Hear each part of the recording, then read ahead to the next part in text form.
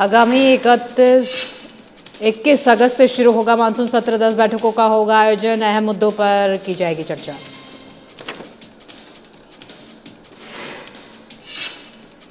BJP प्रवक्ता मीलाराम शर्मा का सुक्खू सरकार पर निशाना। हरिपुर धार कॉलेज बंद करने के लगाए आरोप। 4 प्रोफेसरों के तबादले पर जताया विरोध। शिमला में शिक्षकों ने उठाए अहम शिक्षा मुद्दे। सेवा शर्त कानून रद्द होने का स्वागत। स्कूल विलय और भर्ती की मांग। दून में सड़कों का निर्माण कार्य तेज। 125 किलोमीटर सड़कें हुई विकसित।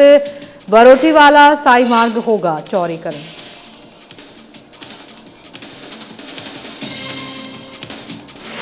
शिमला में चिट्ठा तस्करों पर पुलिस की बड़ी कार्रवाई। 3 अंतर्राज्यीय सप्लायर हुए गिरफ्तार। आरोपियों के पास से 6 ग्राम चिट्ठा बरामद।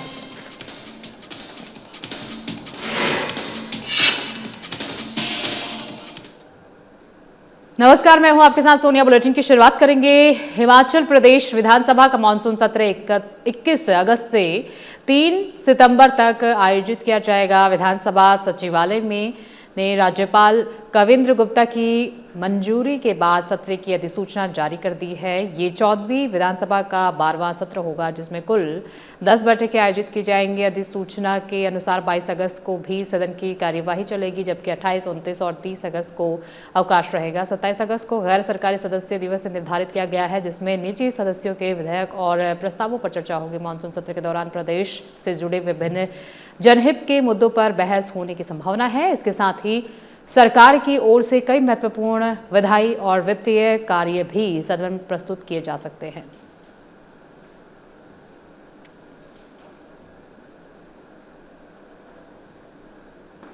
हिमाचल प्रदेश में जल जीवन मिशन की पेयजल योजनाओं को लेकर फंड संकट का मुद्दा गर्मा गया है। फतेहपुर में पत्रकारों से बातचीत करते हुए उप मुख्यमंत्री मुकेश अग्निहोत्री ने केंद्र सरकार पर 1227 करोड़ रुपए की लंबित राशि जारी नहीं करने का आरोप लगाया है।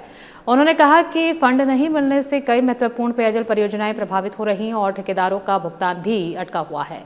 उप मुख्यमंत्री ने बताया कि जल जीवन मिशन के तहत प्रदेश के लिए करीब 6000 करोड़ रुपए की राशि निर्धारित थी, लेकिन केंद्र से अभी तक 1227 करोड़ रुपए प्राप्त नहीं हो पाए हैं। उन्होंने दावा किया कि राज्य सरकार ने सभी औपचारिकताएं पूरी कर दी हैं और अपने स्तर पर 100 करोड़ रुपए जारी कर विकास कार्यों को जारी रखने का प्रयास किया है। मुकेश अग्निहोत्री ने पिछली सरकार पर भी निशाना साधते हुए जल जीवन मिशन की योजनाओं को समय से पहले पूरा बताकर राजनीतिक लाभ लेने की कोशिश की गई, जबकि कई परियोजनाएं अभी अधूरी हैं। उन्होंने केंद्र से लंबित राशि जल्द जारी करने की मांग की है, ताकि अधूरी योजनाओं को पूरा कर घर घर तक सुरक्षित पेयजल पहुंचाने का लक्ष्य हासिल किया जा सके।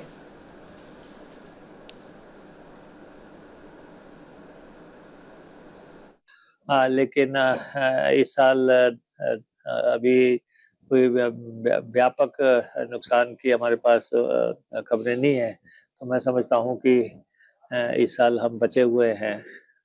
लेकिन जो स्कीमें हमारी पिछले 2 सालों में नुकसान हुआ है, और ख़ास तौर से जल जीवन मिशन का पैसा ना आने से, जल जीवन मिशन का लगभग 1227 करोड़ रुपया है, जो पैसा अभी तक हमारा आया नहीं है। और टाइम एंड अगेन सेंटर के पास हम जा रहे हैं, यूनियन के पास हम जा रहे हैं, और हम उनको कह रहे हैं कि कुछ काम तो लोगों ने कर दिए, ठेकेदारों ने 400-500 करोड़ रुपए के काम तो ठेकेदार कर चुके थे, और उसके बाद बाकी के काम जो है कोई 70% हो रखा है, कोई 80% हो रखा है, तो उनको कंप्लीट करने के लिए भी पैसा चाहिए।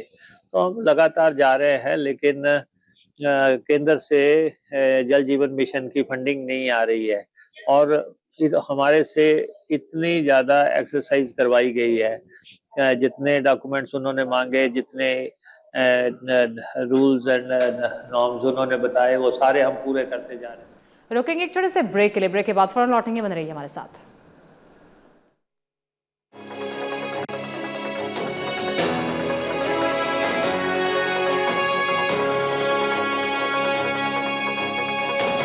और फिर पता चलता है कि आप HIV पॉजिटिव हैं और आप डिप्रेशन में चले जाते हैं। एक मिनट, HIV हुआ कैसे? एक खतरनाक मच्छर के काटने से। एक मच्छर के काटने से एचआईवी, इसीलिए तो कहते हैं लोग कहेंगे ये कंटेंट कुछ अलग है। वाकई बहुत अलग है राइटर साहब। अब मेरी बात को गौर से सुनिए। एचआईवी फैलता है अनप्रोटेक्टेड सेक्स से, यूज्ड सिरिंजेस, नीडल्स और इंक से, और अनसेफ ब्लड ट्रांसफ्यूजन से, और गर्भवती एचआईवी पॉजिटिव मां से उसके होने वाले बच्चे को। और एक बात, किसी भी एचआईवी पॉजिटिव इंसान से हाथ मिला के, उनसे गले लग के या एक ही थाली में उनके साथ खाना खाने से एचआईवी नहीं फैलता। आप जैसे लोगों की वजह से मिस इन्फॉर्मेशन फैलती है। जागरूक बनिए, एचआईवी एसटीआई से बचिए, और मिस इन्फॉर्मेशन नहीं, जानकारी बांटिए।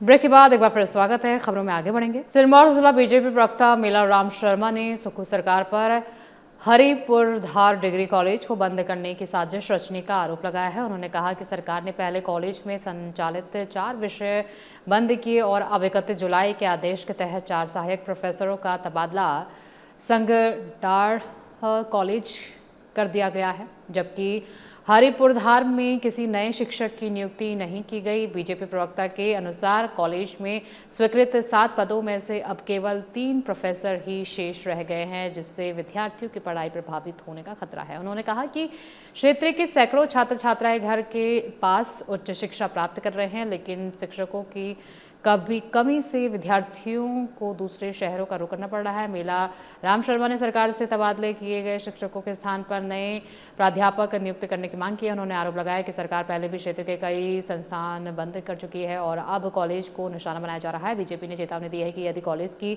स्थिति में सुधार नहीं होता है तो इसका राजनीतिक नुकसान कांग्रेस को उठाना पड़ सकता है।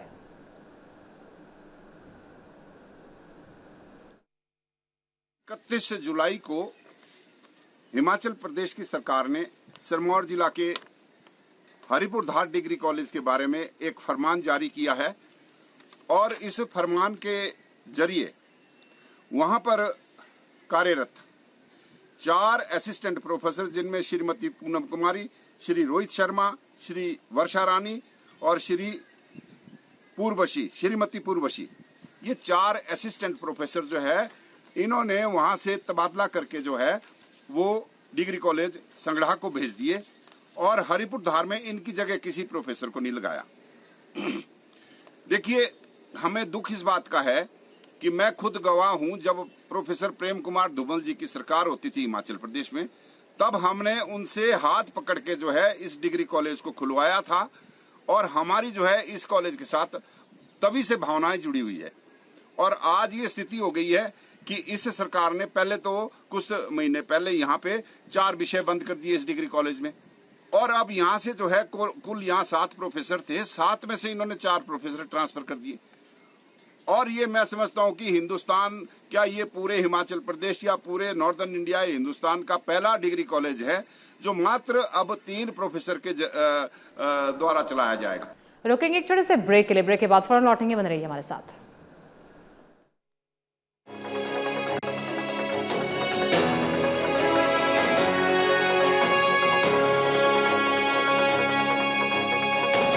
क्या हुआ? सब ठीक है? Rohan is HIV positive. Rohan HIV positive है? कल ही तो मिले थे सब उससे। कहीं हम भी तो चुप कर, हम तो फिट हैं। हमें HIV क्या कुछ नहीं हो सकता। Prajakta Kohli. Hi ma'am. Big fan. आप कितनी स्मार्ट एंड फिट है। आपके वीडियोस देख के तो मजा ही आ जाता। मुझे मजा नहीं आया हमारी बातें सुन के। HIV, unprotected sex, used needles, syringes, tattooing, positive मां से बच्चों को और इन्फेक्टेड ब्लड के ट्रांसफ्यूजन से भी हो सकता है। स्मार्टनेस सिर्फ लुक से नहीं आती है, यहाँ से आती है।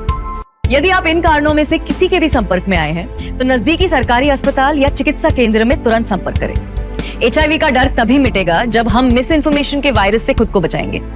B aware, be smart.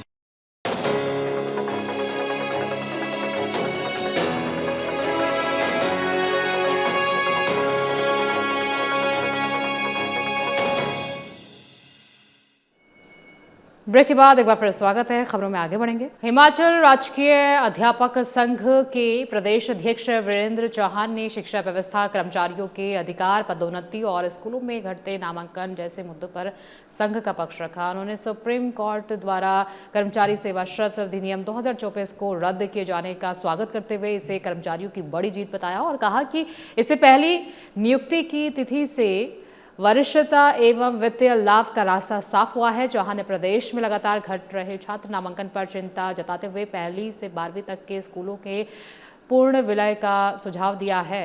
उन्होंने खाली पदों पर जल्द भर्ती, शिक्षकों के तबादलों पर लगी रोक हटाने और आवश्यकता आधारित ट्रांसफर विंडो शुरू करने की मांग की है। इसके साथ ही लंबित पदोन्नति, विशेष वेतन वृद्धि, अंतर जिला तबादला, कोटा बहाल करने और शिक्षकों को उचित वेतनमान देने की भी मांग उठाई है। उन्होंने मुख्यमंत्री से 15 अगस्त तक कर्मचारियों के लिए कम से कम 5% महंगाई भत्ता घोषित करने का आग्रह किया है।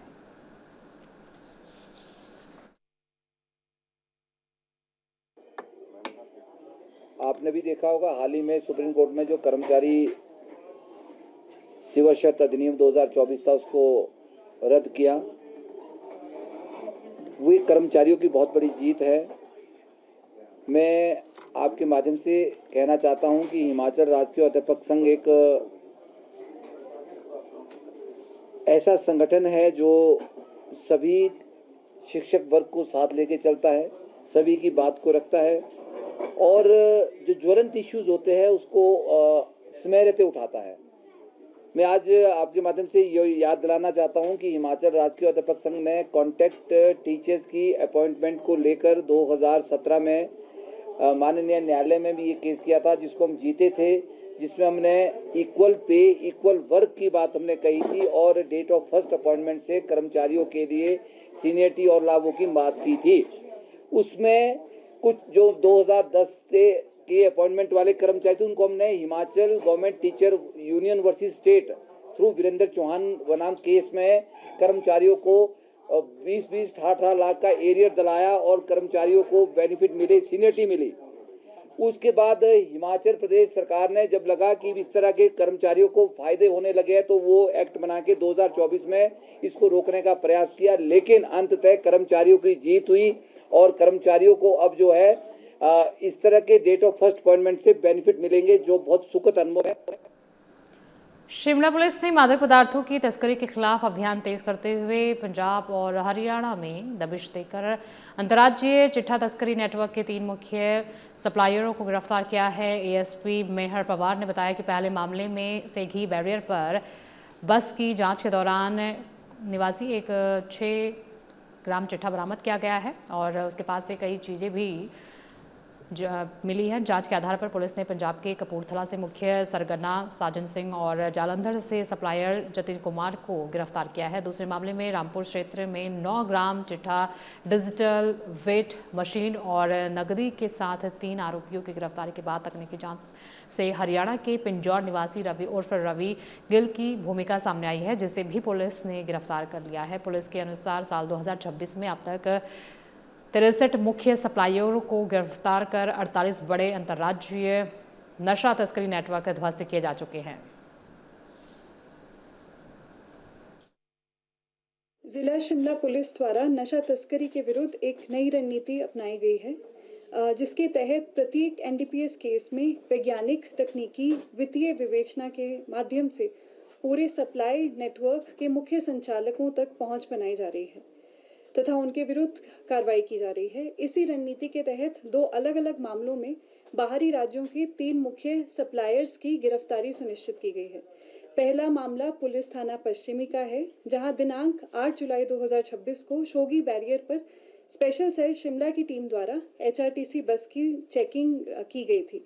चेकिंग के दौरान अनुज राजटा निवासी कुमार सेन के कब्जे से 6 ग्राम चिट्टा बरामद हुआ, जिस पर मामला दर्ज कर आरोपी को गिरफ्तार किया गया। मामले की जांच के दौरान पुलिस द्वारा बरामदगी तक ही सीमित न रहकर बैकवर्ड लिंकेजेस स्थापित करने के लिए विशेष प्रयास किया गया, जिसके तहत तकनीकी विश्लेषण तथा वित्तीय लेन देन की जांच के आधार पर पूरे नशा सप्लाई तस्करी के नेटवर्क का खुलासा हुआ। जांच में 2 अन्य व्यक्तियों की संलिप्तता पाए जाने पर एक विशेष पुलिस टीम का गठन किया गया, जिसे पंजाब के लिए रवाना किया गया। पुलिस टीम में पंजाब में दबिश देकर साजन सिंह को कपूरथला से तथा जतिन कुमार को जलंधर। रुकेंगे एक छोटे से ब्रेक के लिए। ब्रेक के बाद फौरन लौटेंगे, बने रहिए हमारे साथ।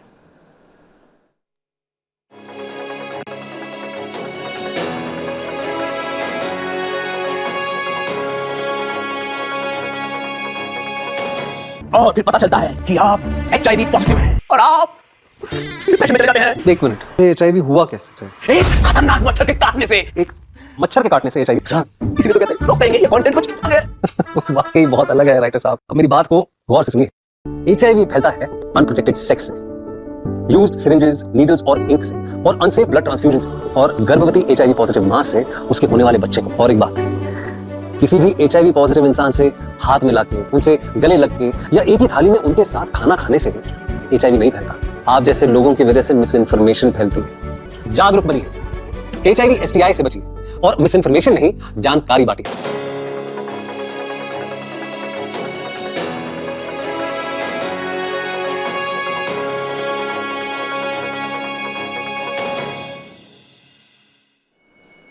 ब्रेक के बाद एक बार फिर स्वागत है। खबरों में आगे बढ़ेंगे। दून विधानसभा क्षेत्र में पिछले 3 वर्षों के दौरान लगभग 123 किलोमीटर सड़कों का निर्माण और मरम्मत कार्य किया गया है। आपको बता दें कि विधायक राम कपूर चौधरी ने बताया कि क्षेत्र की खराब सड़कों को प्राथमिकता के आधार पर सुधारा जा रहा है और विभिन्न वार्डों में सड़क निर्माण के लिए टेंडर जारी किए गए हैं। उन्होंने जानकारी दी कि पट्टा नालका ग्रेड पट्टा, गोयला पट्टा, बनलगी तथा साई बोसनी मार्ग समेत कई प्रमुख सड़कों पर तारकोल बिछाने का काम पूरा किया गया है। बरोटीवाला से बद्दी तक करीब 10 किलोमीटर सड़क की भी मरम्मत की गई है। विधायक ने कहा कि बरोटीवाला साई मार्ग को चरणबद्ध तरीके से 20 फीट चौड़ा करने की योजना पर काम चल रहा है। सड़क चौड़ीकरण में बाधा बन रहे बिजली के खंभों और तारों को हटाने के लिए बिजली बोर्ड और संबंधित विभागों के साथ समन्वय कर कार्रवाई शुरू कर दी गई है। इसके अलावा क्षेत्र में बेहतर सड़क संपर्क के लिए लगभग 50 करोड़ रुपए की DPR तैयार की जा रही है, जिससे भविष्य में आवागमन की सुविधाओं को और मजबूत किया जाएगा।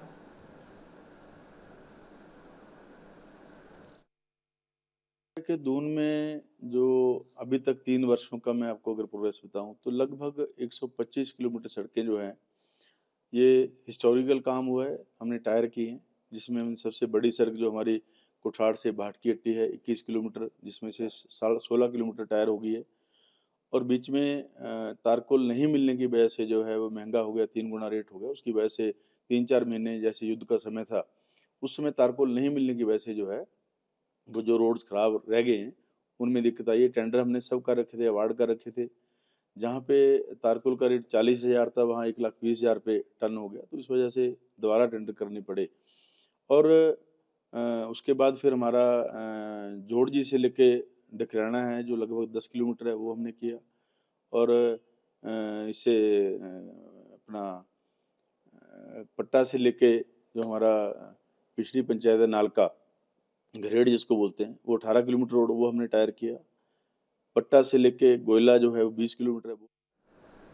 बुलेटिन में फिलहाल के लिए इतना ही। आगे की तमाम खबरों के लिए बने रहिए हमारे साथ।